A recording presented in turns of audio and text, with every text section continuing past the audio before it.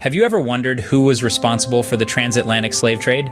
This dark chapter in our global history involved the forced transportation of African people to the Americas to work as slaves. It's a common misconception that the blame lies solely with specific African countries. In reality, the responsibility is more complex, involving individuals and groups within various African societies, not entire nations.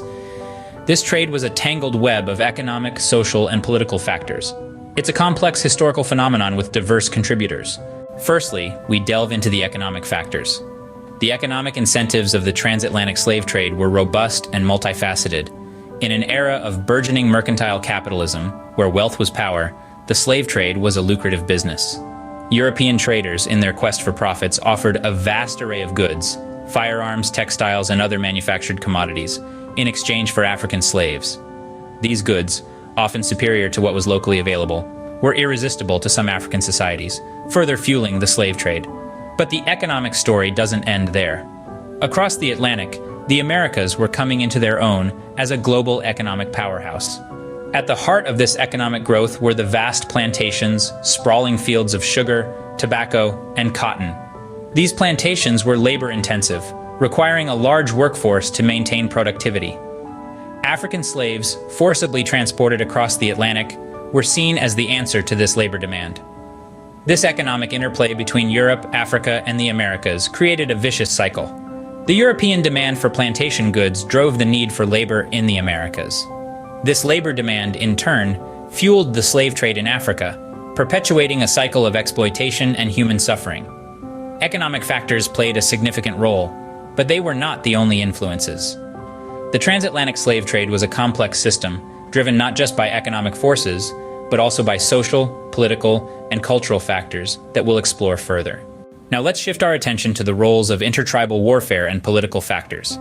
As we delve deeper into the history of the transatlantic slave trade, we find that intertribal warfare played a significant role. In the complex tapestry of African societies, conflict between different tribes was not uncommon. These clashes often resulted in the capture of prisoners of war. Traditionally, such captives might have been integrated into the victorious tribe or ransomed back to their people. But the advent of the transatlantic slave trade changed the game. The economic incentive provided by European traders transformed these prisoners of war into commodities, fueling the capture and sale of individuals as slaves. The political landscape of Africa during this period cannot be ignored either. European powers, with their insatiable hunger for slaves, often exploited existing rivalries and tensions among African kingdoms and ethnic groups. These foreign entities were not mere spectators but active players in the political arena of Africa. They played different groups against each other, further fanning the flames of conflict. The result? The disintegration of some societies, making it easier for Europeans to seize control and perpetuate the slave trade. Consider this: you have two rival factions, both vying for power and supremacy.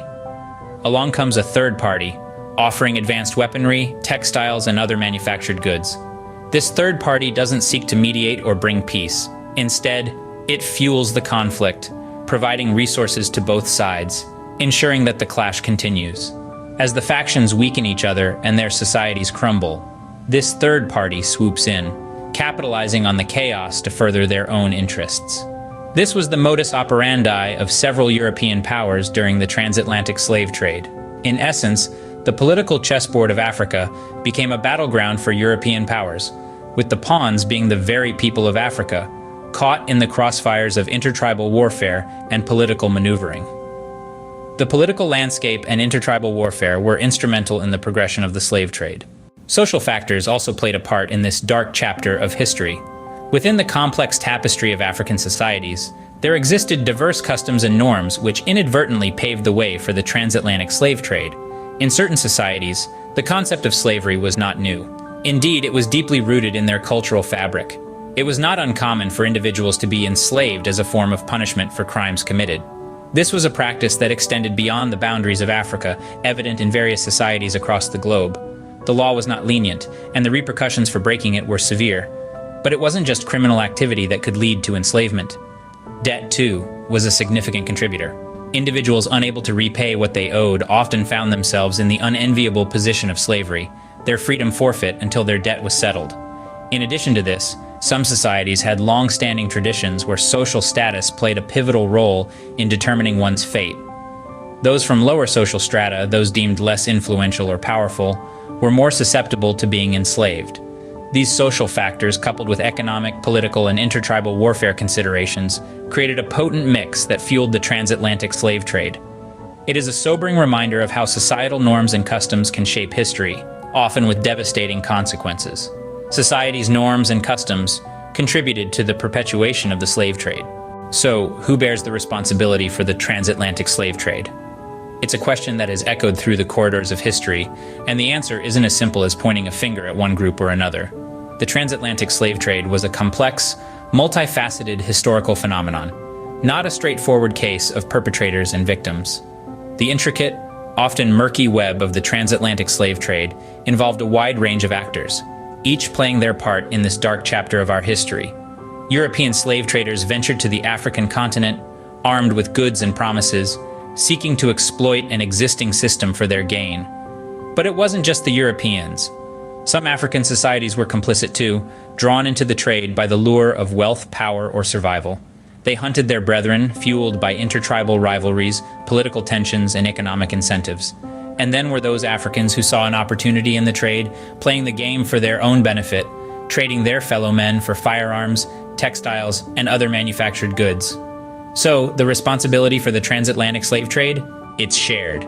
It's borne by European slave traders, African slave traders, and the complicit African societies. It's a collective burden, a shared shame that we must acknowledge and learn from.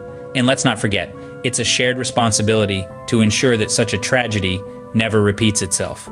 The transatlantic slave trade, a shared responsibility, a shared burden of humanity.